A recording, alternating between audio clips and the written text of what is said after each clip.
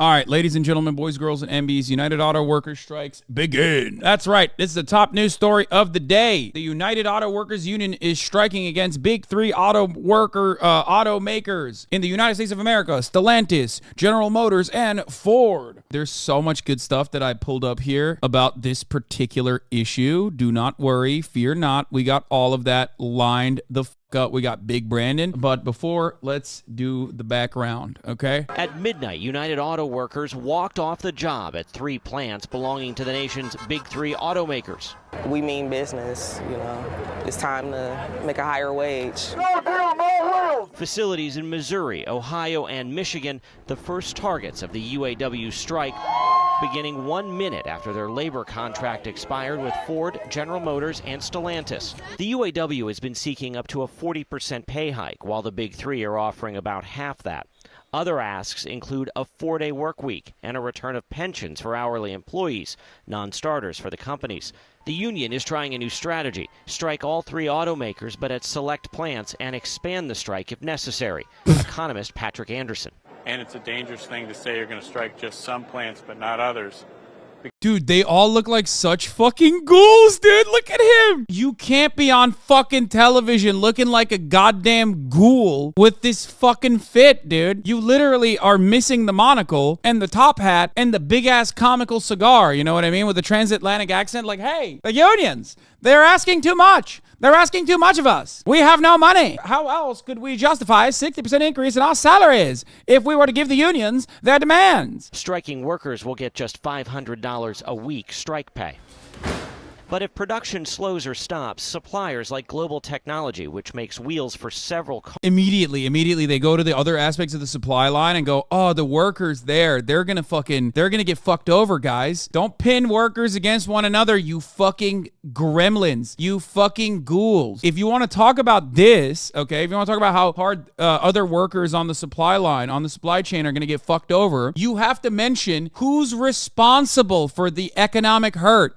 Because it's not the union, it's not the rank and file, it's not the fucking laborers, it's the bosses. And I have such an incredible amount of footage to show you from the bosses who are, for the first time ever, being questioned not by like some market guy at CNBC or Bloomberg, okay, or Fox Business, but instead by like CNN and CBS Morning News, and they have no way of dealing with it.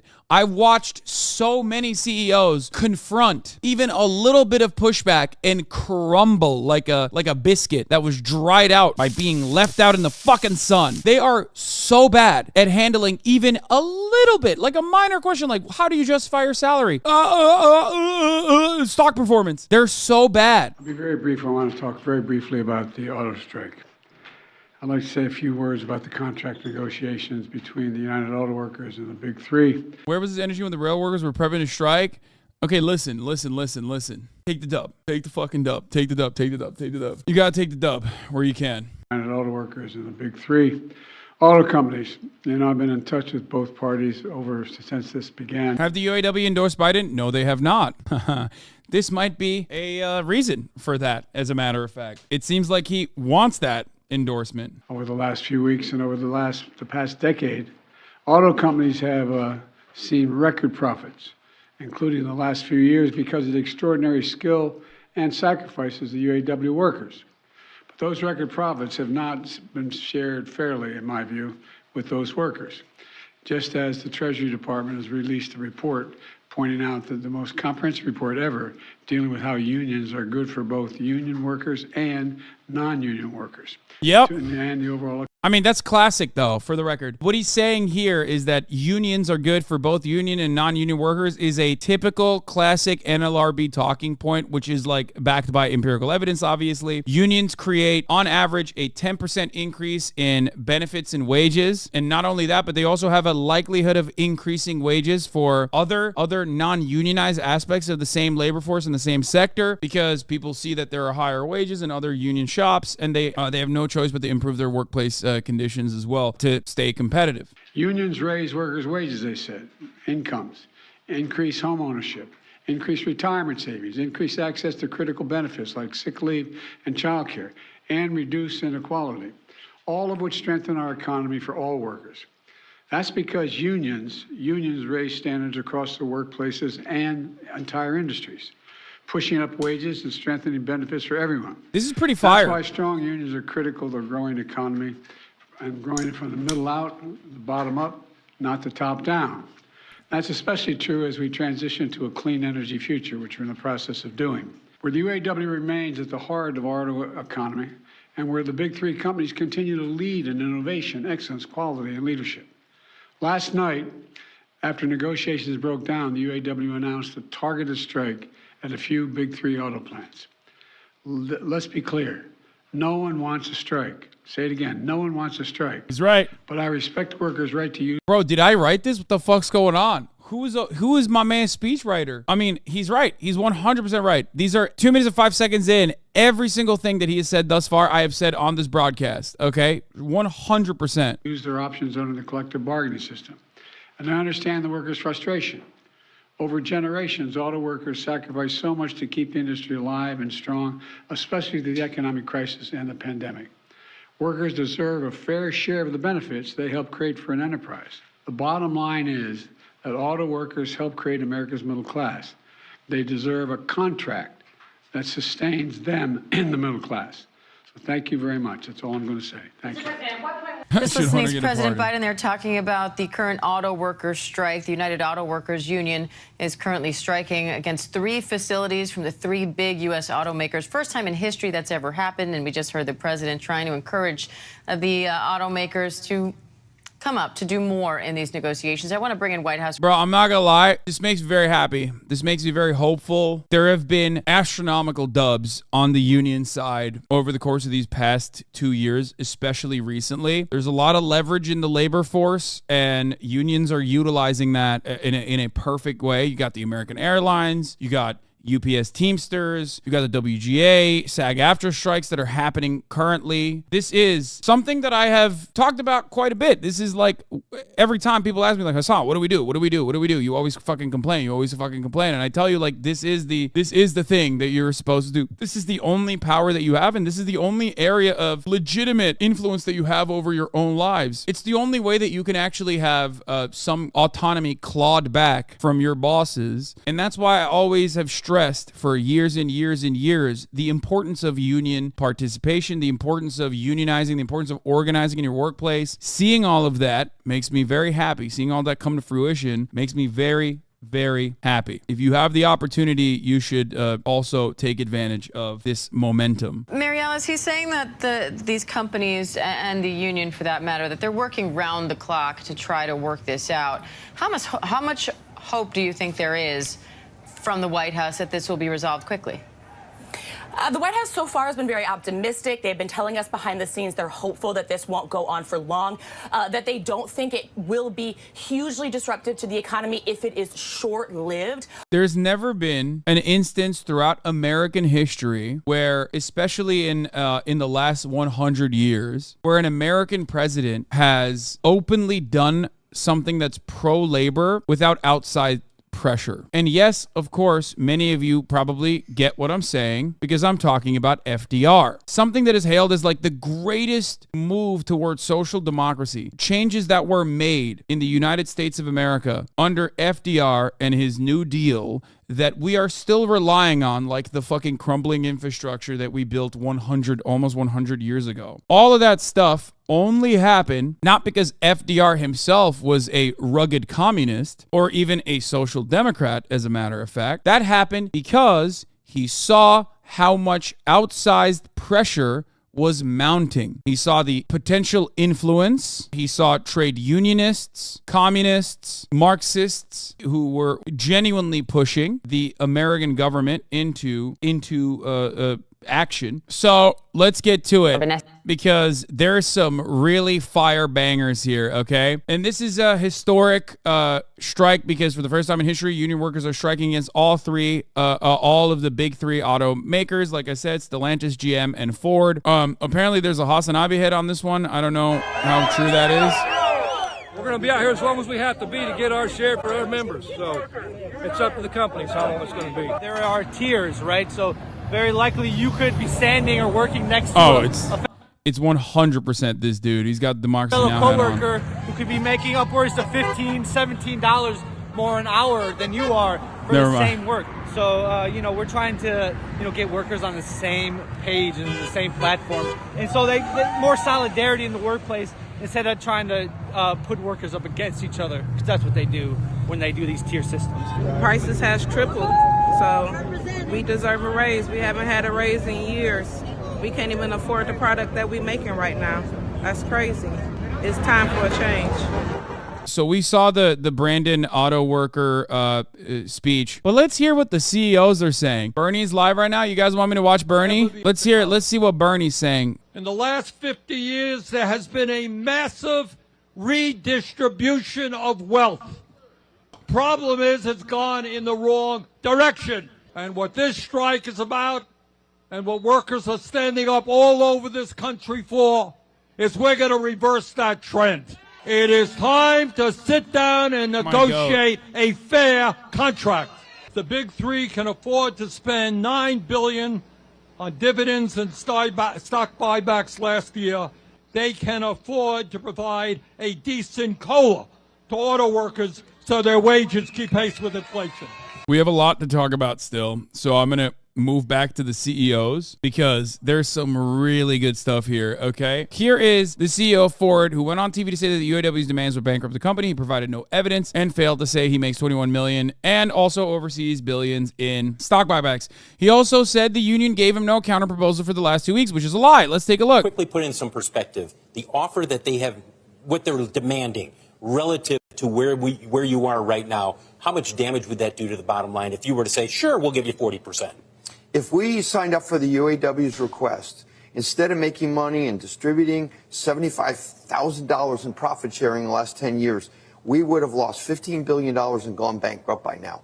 $75,000 in profit sharing in the last 10 years? The fuck is my man saying right now? Oh, dude, damn, you would have lost fucking profits? That's crazy. That sucks, dude. Of course, he's on CNBC, so he can say that because the people that are watching this interview are the shareholders, you know? The people who have stock, the people who have at least like a genuine stake in the company, not the fucking silly stakeholders in the form of workers. $1 and gone bankrupt by now.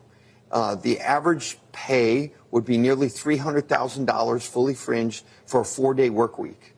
There is no way. Per UAW employee. Yeah. This is our fully tenured school teacher in the U.S. makes $66,000. Someone from the military or firemen. I love when a CEO goes on national news and is like, you know, these guys, they're already getting paid too much. It's like, hey, cocksucker, what about you? What is your pay? They're the ones who are building the fucking Bronco that you're sitting in front of, you asshole. How many fucking Broncos have you built? How many assembly lines have you actually sat on? You know what I mean? Like, what the fuck are you saying? It's like, oh, these guys, they're asking for too much. They're asking for too much. Teachers don't make that much. Teachers make $66,000. By the way, on what planet? Where? He's out of his fucking mind. He's like, yeah, the real greed coming from the workers that are assembling all the fucking products that we're selling, the real value that they're generating that I steal from them. Oh, it's really fucked up. But love when he says, teachers, what do they make, like $66,000? Where? How many fucking years have they been teaching? Where? In which market? Get the fuck out of here. 1, totally different sector. 2, they should be paid more as well. You're against that too, you fucking piece of shit. Shut the fuck up. It makes mid $50,000.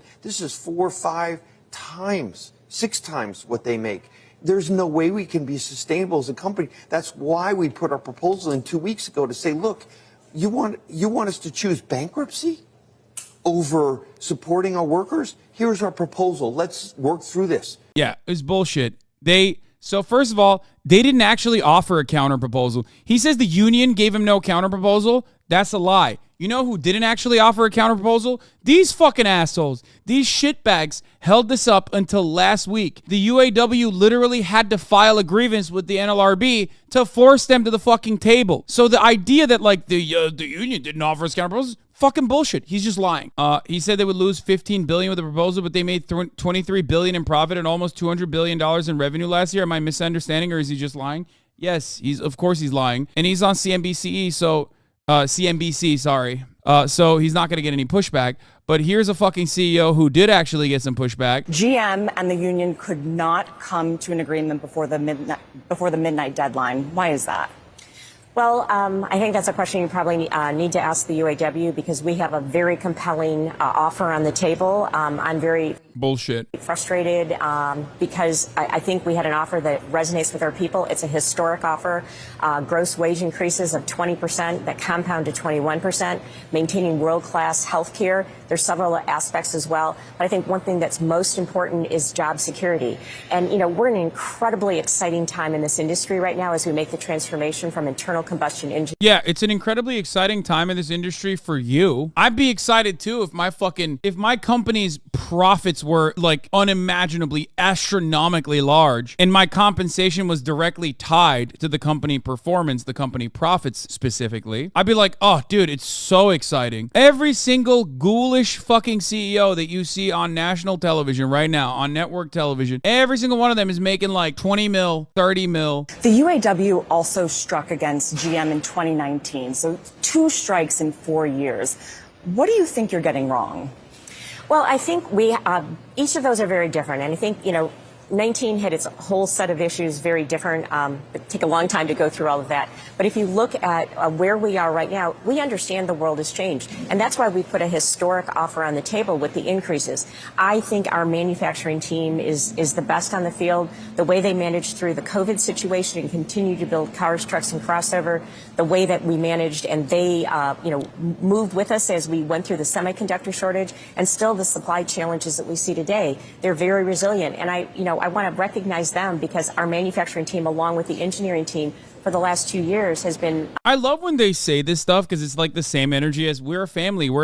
And it's like, man, if you fucking care about them, okay, if you care about your manufacturing plant workers, then why don't you care about them enough to fucking pay them? You know what I mean? Like, you don't care about them. It's fucking bullshit. Let me get a little bit deeper into the nitty gritty here so you guys have a better understanding of exactly what the fuck is going on. Now, this is already a leftist community, so we are already under the assumption, at least for the most part, that the capitalist dogma surrounding workers' relations to the means of production and profit is pretty horrific at this point, and that workers and their performance and the amount of profits that the company generates is created by the antagonistic relationship between people like her who get literally paid on their performance on how low they can keep the wages. And if you want to understand the impact of this reality, if you want to see what it's like, here is Jeff Shirky, labor historian, journalist, unionist, assistant professor at SUNY Empire Labor. Here's a graph that shows perfectly what the situation looks like. Now, over the last 4 years in the big three, Ford, GM, and Stellantis, the labor cost per vehicle has only increased by 4 to 5%. Okay, that means that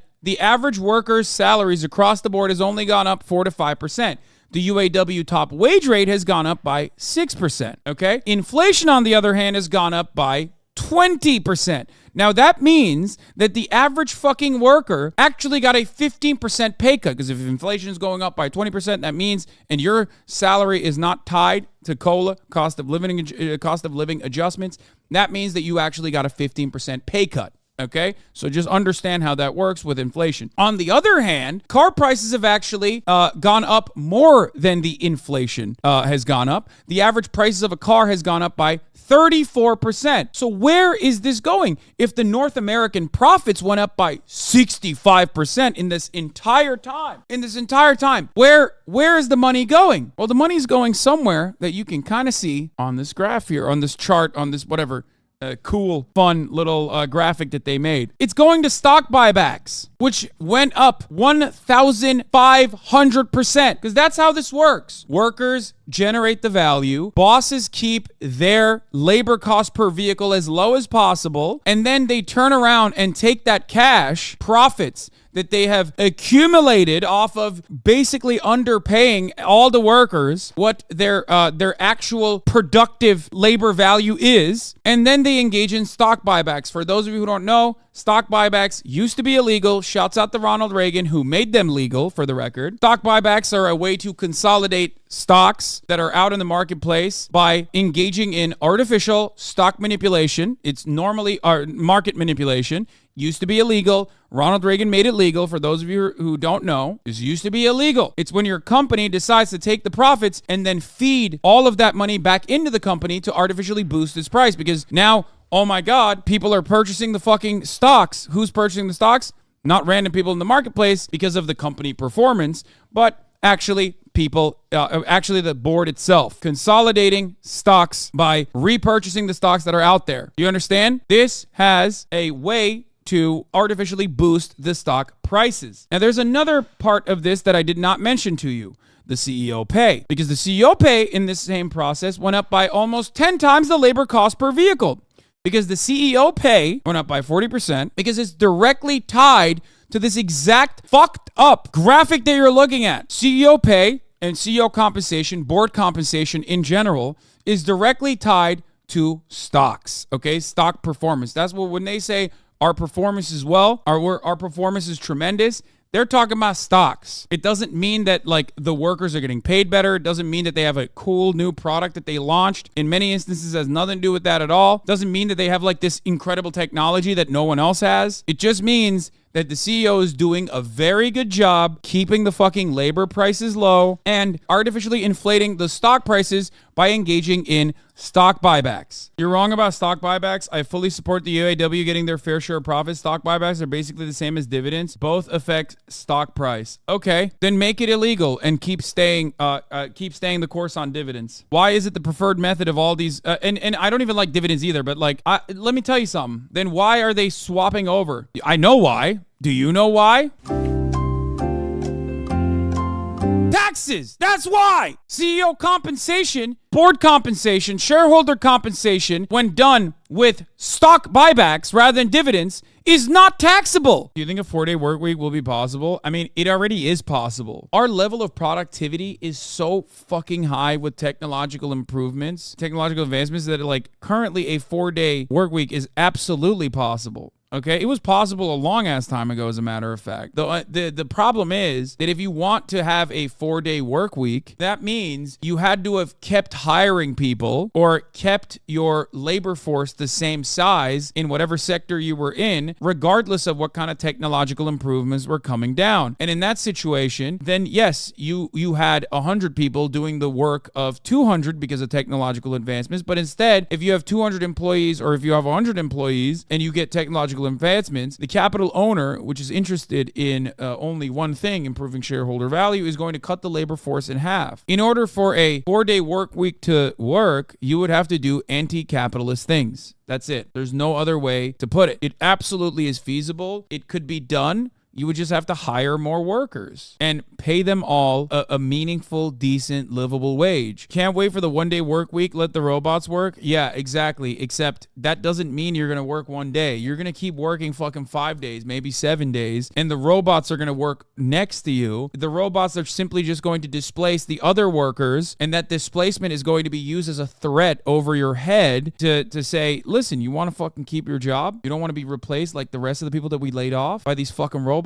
Then get back to work, bitch. So if people don't have money to buy stuff, then how would they make money? I love when people arrive at this question, which literally is like, I love this. This is Das Kapital. Okay? The question you just literally asked is one that Mr. Carlos Mark also fucking asked. Okay, you did it. You got it. That's the point. And when you don't have enough money because the amount of money that you're making at your workplace is getting lower and lower, so you don't even have money to buy the products that you are literally making, that's called alienation. That's one part of it. And the less money that you have, the more technological advancements make it so that your bosses decide to work less and less of you to do the job of 3, 4, 5, 10 people that used to do it before. The lower your compensation gets, the cheaper the products get, but you still cannot fucking purchase it, the less people there are out there who could possibly buy the shit that they're selling, and therefore profits still end up getting smaller. We have a very talented team.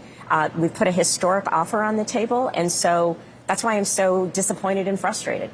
The union is asking for a 40% wage increase over 4 years. They're asking for that in part because they say CEOs like yourself, leading the big three, are making those kind of pay increases over the course of the last 4 years. You've seen a 34% pay increase in your salary. You make almost... I'm sorry, this shit gets my dick hard. When I see a fucking CNN anchor straight up be like, so what's up? You got a 34% increase in your salary. What's going on with that? I'm sorry. That shit gets my dick hard, dude. That shit is fucking what? The fuck's going on, dude? The fuck's happening, dude? This shit is crazy. Really? almost $30 million.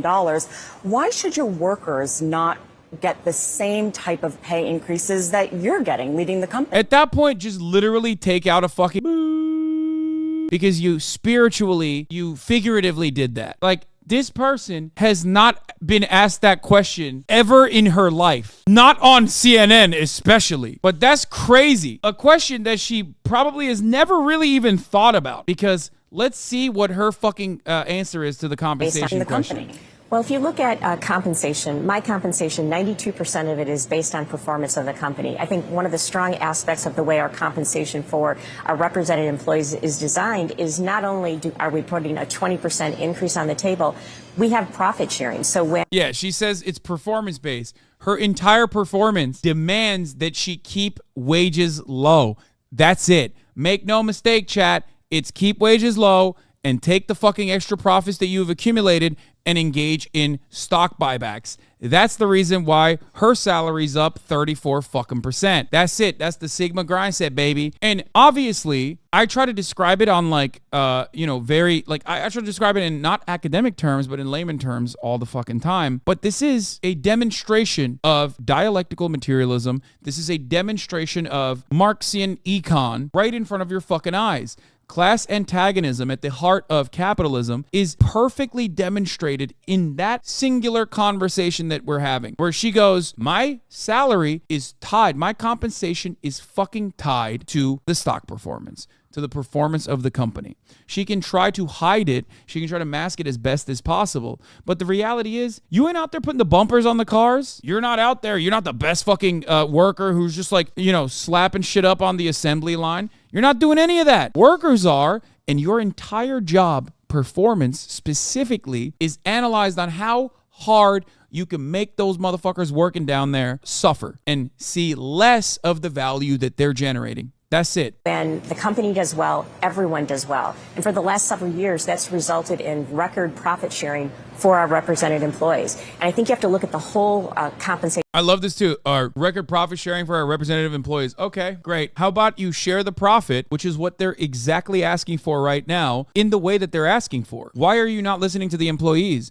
Because the employees got together and they created what is known as a union. And then the union went and elected representation to represent them on their behalf, to sit across from you at the table and say, hey, nice profits you got there. We made it. We built it. We are the reasons why you have it. Can we have some of it back? There would be no strike if what you are saying was adequate. There would be no strike whatsoever if they were happy. At the end of the day, as Joe Brandon also expertly put, nobody wants to strike. Employees don't want to fucking strike. They don't want it. Nobody wants it. It's not real. The only people that want it are people in this community who aren't fucking working there. Okay? That's why they're like, oh, strike, it's sick. Not only 20% increase in gross wage, but also the profit sharing aspect of it, world-class health care, and there's several other features. So we think we have a very competitive offer on the table, and that's why we want to get back there and get this done.